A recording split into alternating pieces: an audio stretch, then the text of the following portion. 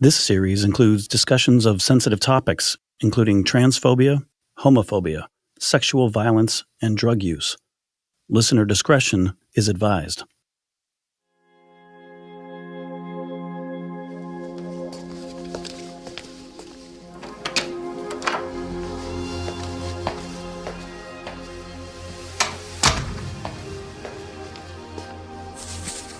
This is Detective David Jensen with Vancouver Police, and the date is October 2nd, 2019. A time is 6:35 p.m.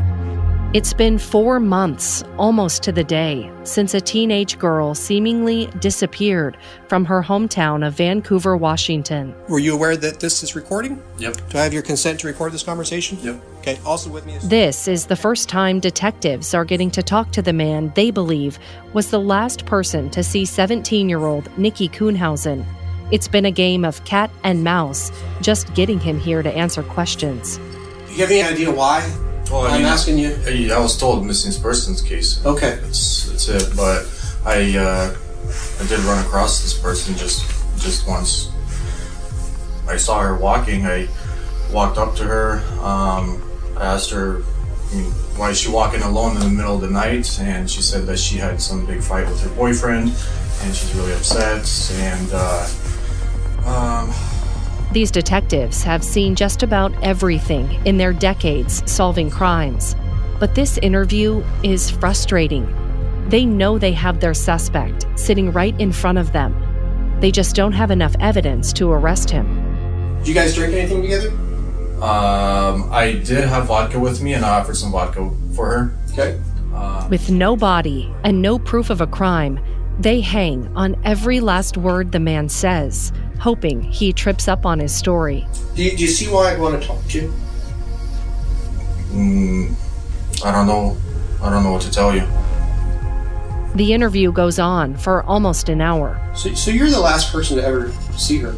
They try hard, I don't know. but investigators just can't seem to get the man to give them anything. He sticks to his story, that he has no idea what happened to Nikki. Last I saw of her was when I asked her to get out of the car, that's it. And that was just right there in the middle of the street. See, that's not how people disappear. That's not how stuff happens to people. Getting out of the car and walking away is not how people disappear. So what do you think happened to her? I have no idea. Is she alive? I don't know. By now, they're exasperated and exhausted. The detectives finally decide to call it a night, and all they can do is watch as their main suspect walks out the door. I'm your host, Ashley Korslund. Welcome to Should Be Alive, a KGW original podcast.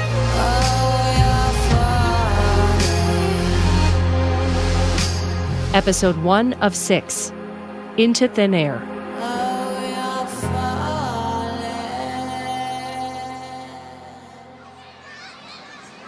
On a warm, sunny day in June of 2019, 4 months before that police interview, people fill Esther Short Park in downtown Vancouver, Washington, a city just across the Columbia River from Portland, Oregon. It's just days before the official start to summer.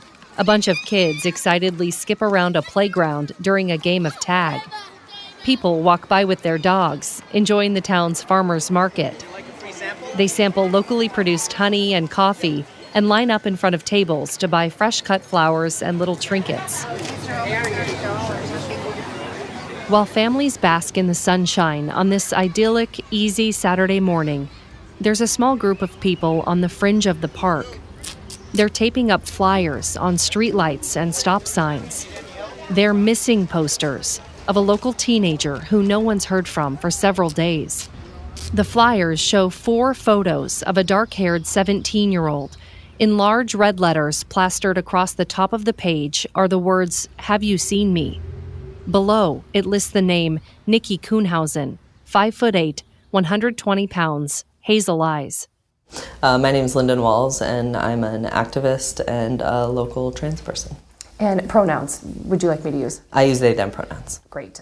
Lyndon Walls, a local writer and content creator, had seen the group a few times around town, taping up flyers. They had a large media outreach to have people spread the word that Nikki was missing. And so I saw them walking in downtown Vancouver. The flyering effort kind of was centered around the places that Nikki was most comfortable. So Esther Short, downtown, kind of expanding into the uptown region.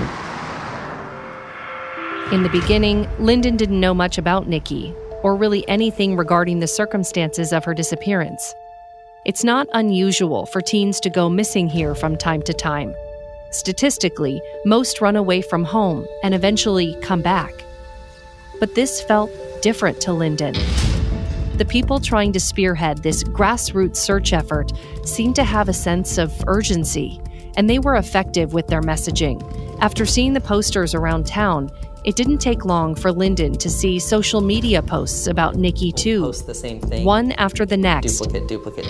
The posts, shares, and comments kept coming. An extensive amount of people who were posting about it, and so I was looking into it. Many sharing the story were LGBTQ plus people. That's because Nikki was transgender. Knowing that a trans female teenager was missing, those stories don't usually end very well, and so I was kind of keeping an eye on it from then. Lyndon was painfully aware of societal judgments and especially the alarming increase in recent acts of violence against the trans community. About deadly attacks against transgender Americans. Headlines around the United States were actively pointing to an epidemic of violence, with 2018 being the worst for deadly assaults against transgender Americans. The most ever recorded in a year. The year before was the previous deadliest on record, with at least 29 transgender people murdered, according to the Human Rights Campaign. These are the faces of trans women of color who were all murdered in cold blood. Just as Nikki Kuhnhausen's name was cycling around the internet in the Pacific Northwest in 2019, advocates in Jacksonville, Florida, feared a string of transgender murders was the work of a serial killer. A lot of the people in the LGBTQ community are on edge. You think there's a serial murderer out there? It raises a lot of concern. Concern that's only gotten worse after another transgender woman was found dead at this motel in Bay Meadows Sunday afternoon. Although no one knew yet if Nikki Kuhnhausen's gender identity played a role in her disappearance, Lyndon Walls couldn't shake that uneasy feeling that it had, and that something terrible had happened to the teenager. Putting myself back in that space, I was still at that point wrestling with being an out trans person. I didn't transition or even know about those things until later in life, and so wrestling with understanding the risks that come with being a trans person and then having that literally in my face, just the sinking feeling of despair of this child is missing and their family is grieving that, and I can get a little obsessive about media, and so I was like, I kind of need some help with some boundaries around this because it's heavy and heartbreaking. Lyndon set up Google alerts for Nikki's name so they would get a notification anytime a news story was published about the case. Do you consider yourself a bit of a news junkie? Oh yeah, definitely a news junkie. And we start with breaking news: a missing transgender woman out of Vancouver. And by mid-June, Nikki's story was broadcast on television stations around the Portland area. Police there are sending us this photo of Nikki Kuhnhausen, last seen leaving her home on Wednesday, June 5th, almost 2 weeks ago.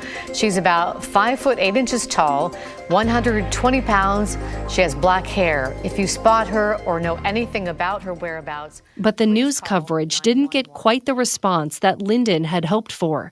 There didn't seem to be widespread concern from the community or an overwhelming urge to help. Did you think at the time there was perhaps a perception or stigma that because Nikki was trans that, oh, she must have just run away, or, oh, she left on her own? Was there that at first? Yeah, I think so. There was a level of community response to it's just another troubled teen who's run away. Oh, how sad. the community's response, if you go and look at the social media posts from different news organizations when Nikki was missing, and you look at the comments, it's a lot of really negative, she ran away. You know, the idea that she would have run away, or the experience that a lot of missing trans women have, the people who are missing them have, is that it's not taken seriously. That to be trans means you are so hurting and so broken that you would hurt yourself or run away or need to escape or hide.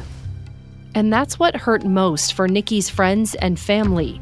They knew Nikki would never abandon her loved ones. Something must have happened to her, or someone must have taken her against her will.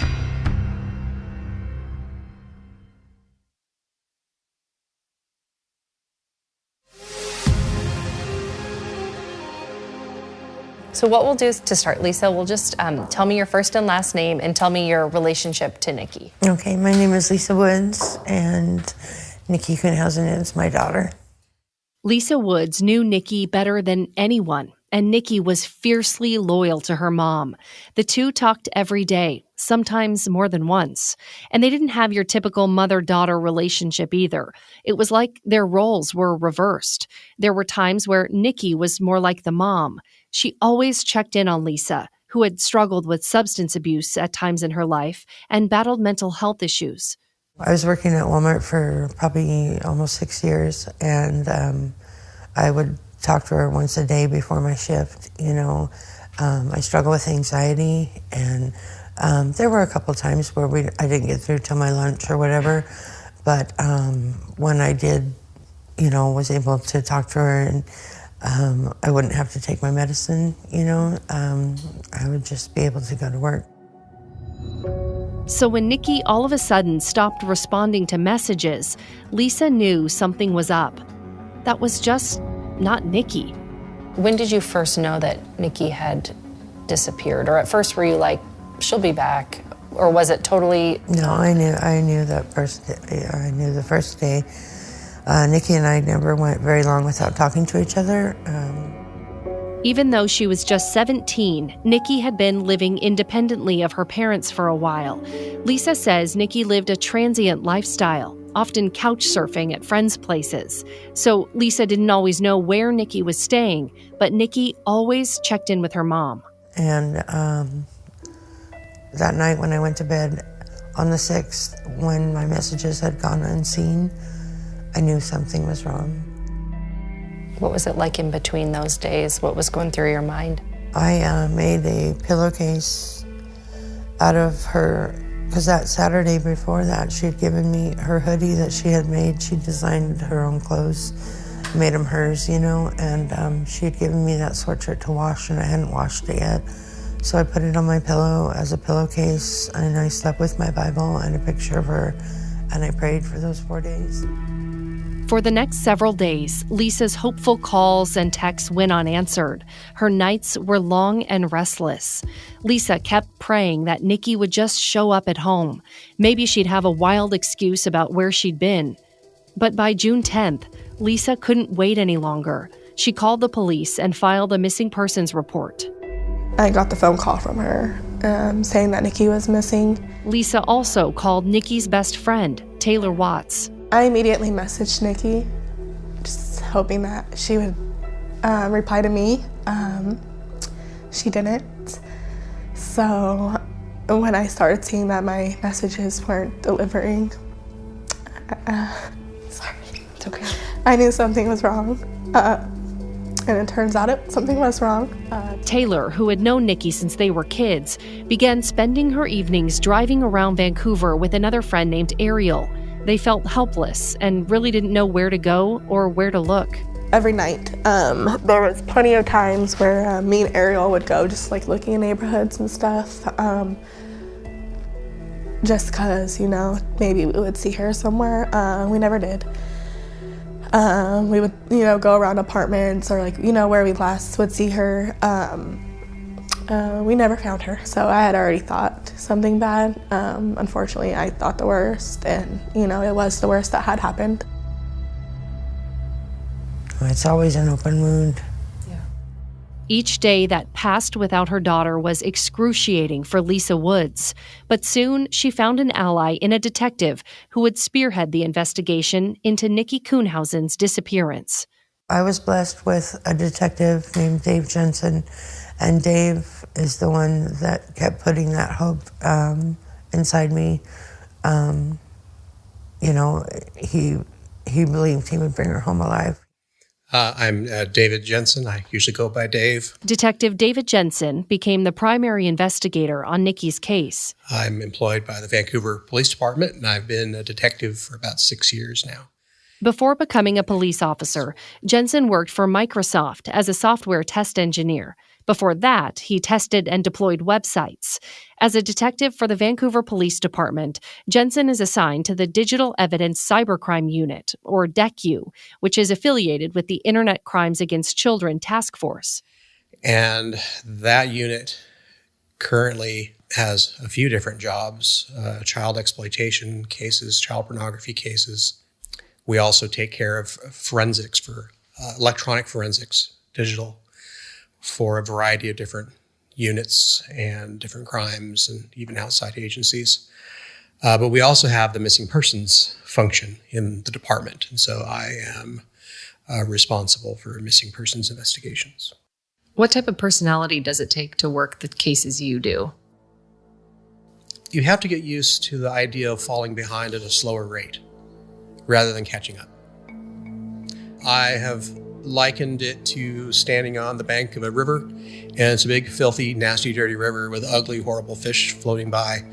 And some of these fish eat children, but you just stand on the edge of the bank and you just dip your pole in and you can get one fish at a time, right? And the best you can do is just put your rod in there and pull a fish out, and pull out as many fish as you can, choose the ugliest fish that you can, or you can sit there and scream at the river all day, because of how ugly and horrible and overwhelming and awful it is, and think about what kind of ugly lake it must enter into, or what a horrible well, source, spring it must have come from, or whatever. You just kind of do what you can. You just have to and just accept the fact that you can't fix everything. You can't take on every case, and you have to be judicious. What about the missing persons element of your job? Are those cases especially difficult just because you have families with no sense of closure? They don't know what happened and oftentimes can be left for months, years not knowing? That can be. Cases like that are the outliers. Keep that in mind. Most cases of missing persons that we take are cases where some loved one or an acquaintance even sometimes falls off the radar. It could be somebody that decides that they want to end a relationship and they don't know how to use their words, so they just simply leave. Sometimes it's simply people choosing to go and to be missing frequently.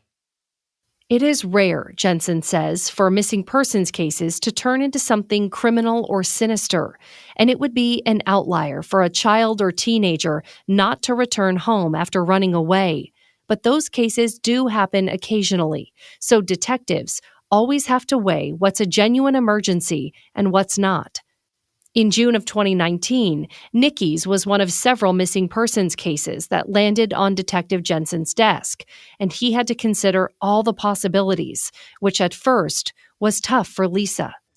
He was very kind from the very beginning. He tried to argue with me about her, off with some friends, or just having a good time and needing a break from mom, or and I explained that wasn't the case, and he never discounted my, feelings, but he had more hope on board than I did.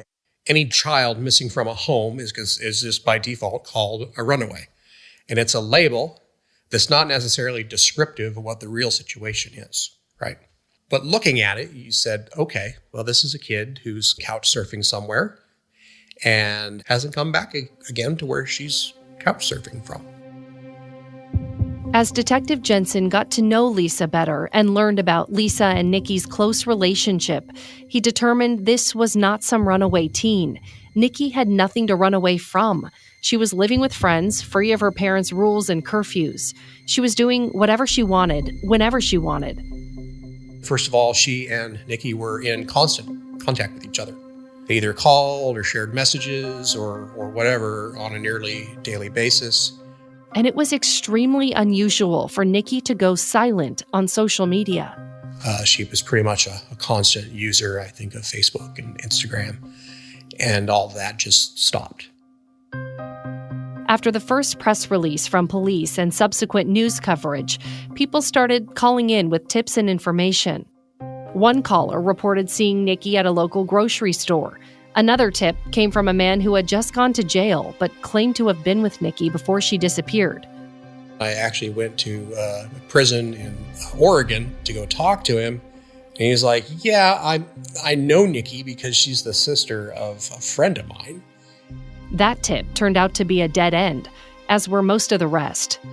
Early on, there were a number of leads I had to track down that basically really were based on people saying that so-and-so said something about her and seems to know what happened to her. And it turns out it's just people speculating what happened to her, and they have no knowledge whatsoever. It's just people running their mouths.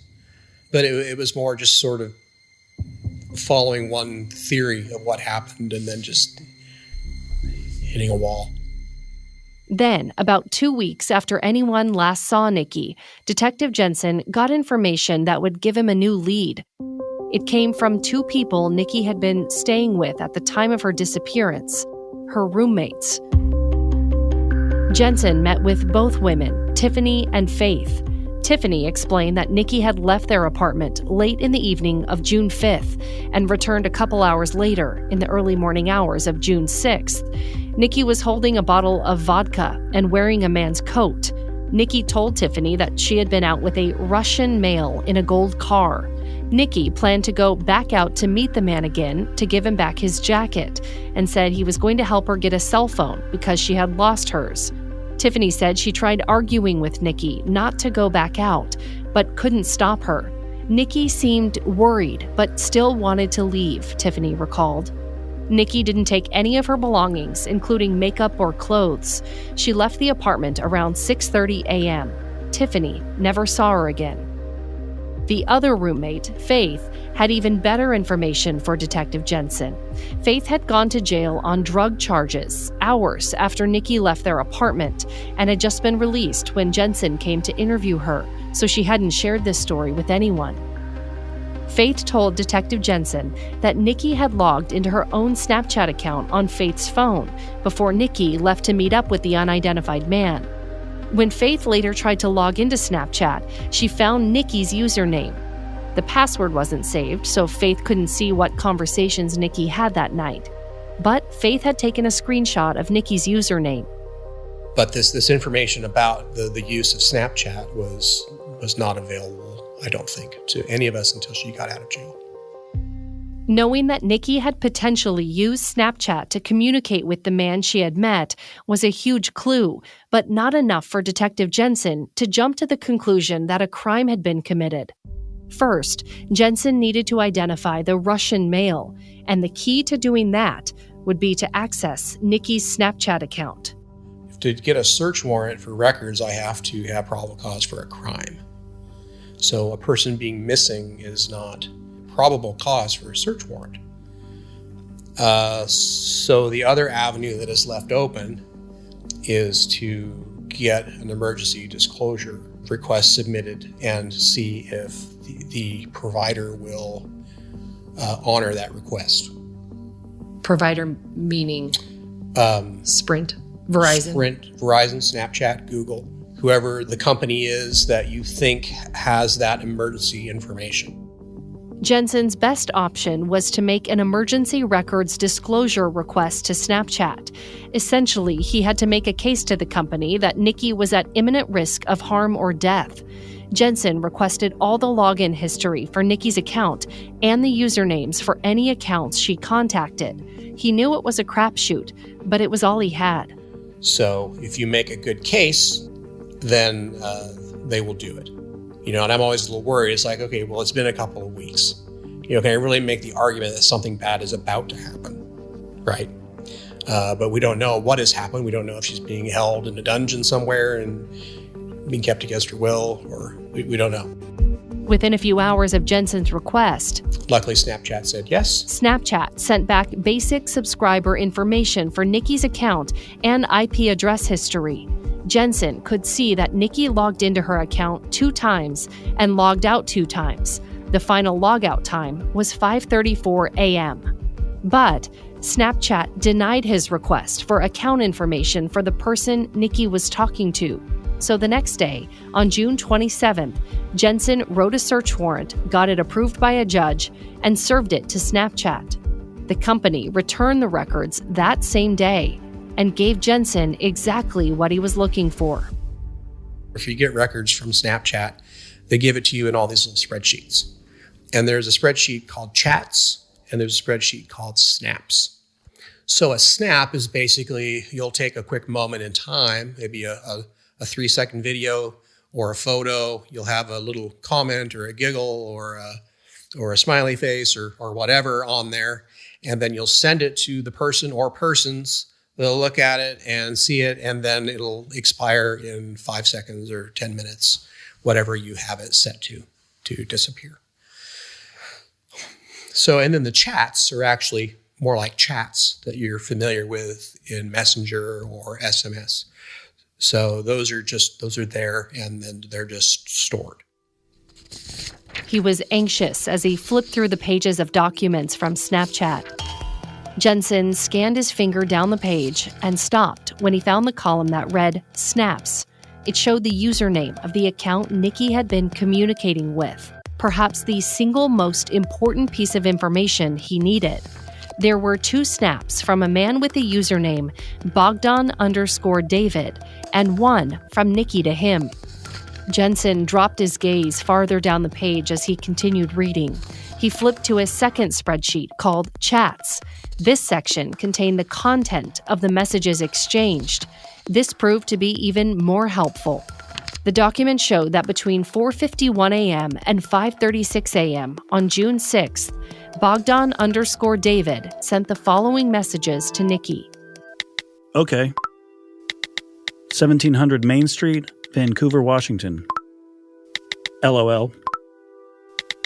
I'm here. White van, LOL, again. The messages appeared to illustrate a meetup between the two, but who was Bogdan_David? That was going to take extra work for Jensen to figure out.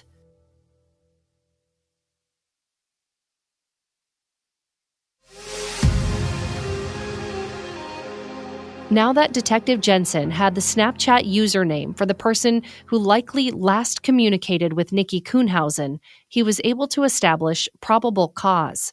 Probable cause is another good phrase, is probably cause. It's just, I suspect a crime took place, right? It has to be someone reasonably thinks, hey, I've got a good reason to think a crime took place here. He sat down at his computer and started typing another search warrant, this time for Bogdan_David's account. This type of work is slow and tedious, not like you see in TV police procedurals where detectives solve murders in 24 hours. This type of investigation is time-consuming and thorough, and it usually involves dozens, sometimes hundreds of pages of data, which is just what Detective Jensen got back from Snapchat, a mountain of numbers, times, locations, and other details that he would have to painstakingly review. But it was time well spent. The search warrant returned everything Jensen could have hoped for, including the identity of Bogdan_David. His name? David Bogdanov.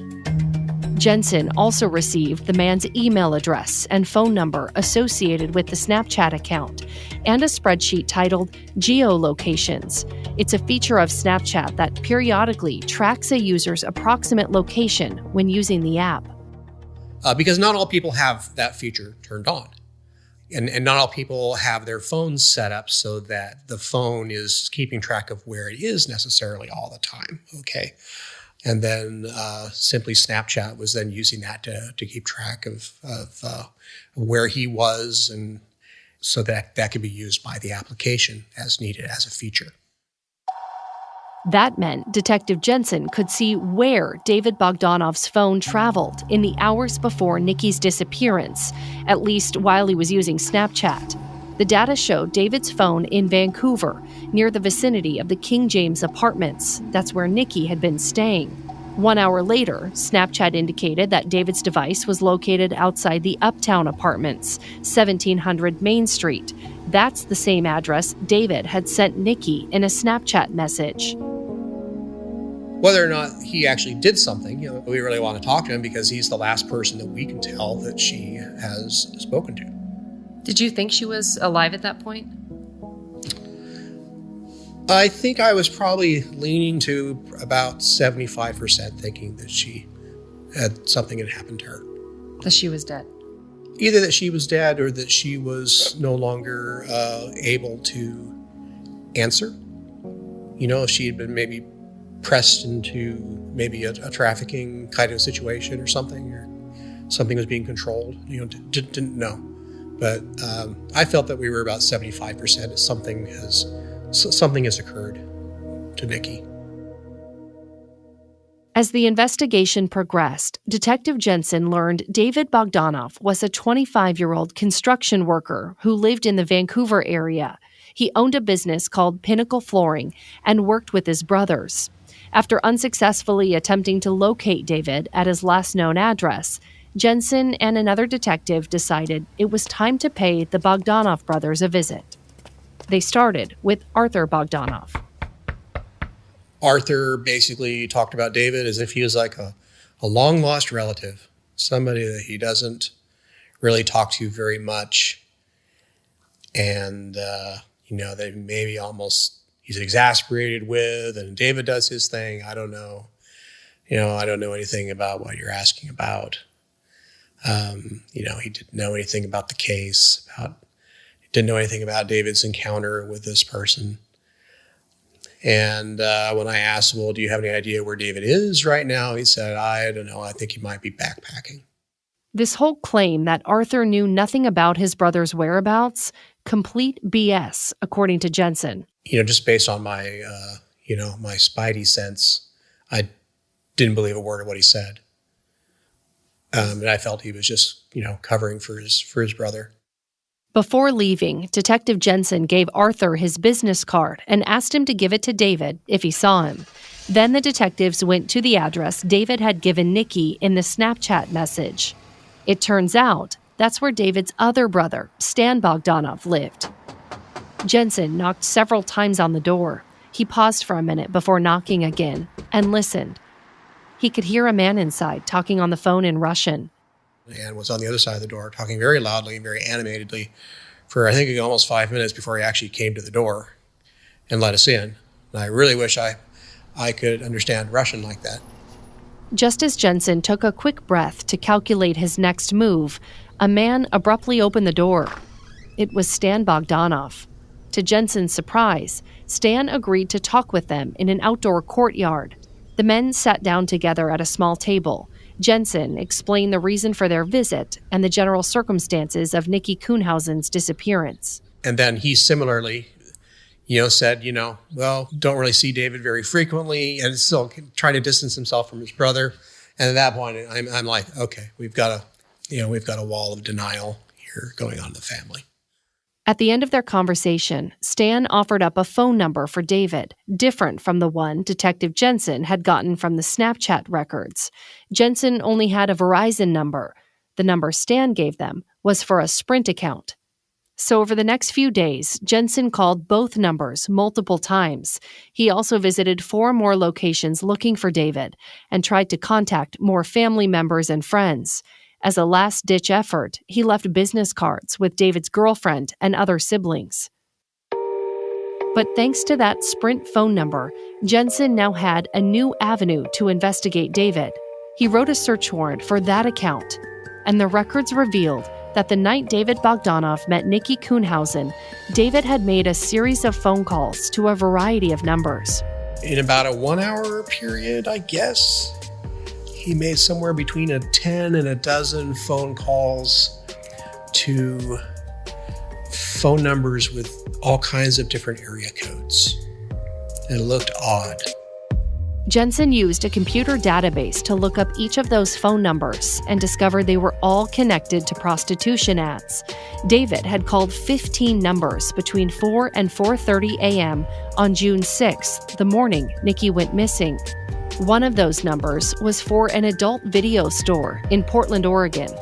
And I don't know if you're aware of the world of prostitution and of casual encounters, but a common place for people to meet people that they're going to have a casual sexual encounter with would be at an adult video store.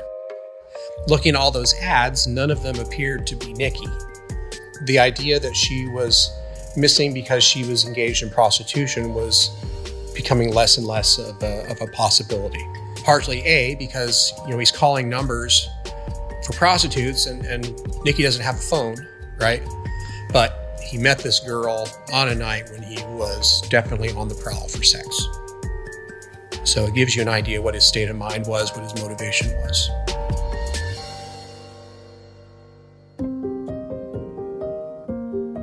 So how did Nikki Kuhnhausen meet this man, and where was she?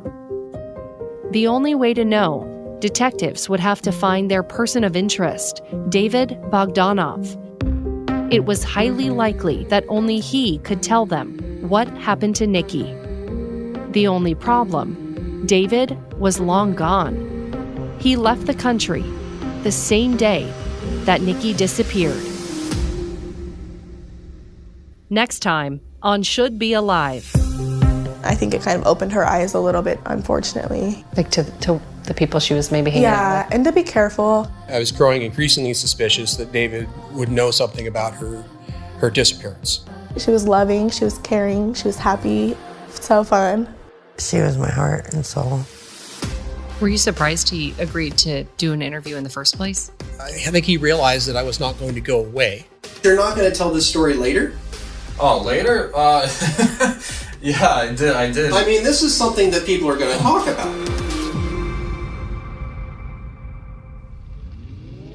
Should Be Alive is a KGW and Vault Studios production. Please follow and leave us a rating or review.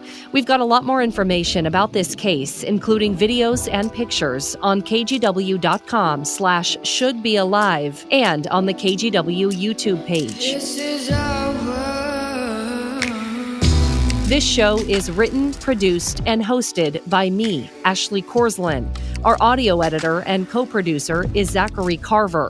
Our executive producer is John Tierney. The Vault Studios team includes Will Johnson, Reed Redmond, and Ian Hill. Original artwork by Jeff Patterson and videography by Kurt Austin and Nick Bieber. Audio assistance by Andy Thomas and Vince Jones, and digital media by Louisa Anderson and Celeste Ruiz. Marketing and promotion by Will Mahon and Jennifer Woodruff. Our Tegna legal counsel is Will Herman. Special thanks to Lyndon Walls with Idea Stack Creative, KGW General Manager Steve Carter, News Director Greg Ratsinas, and the entire KGW staff.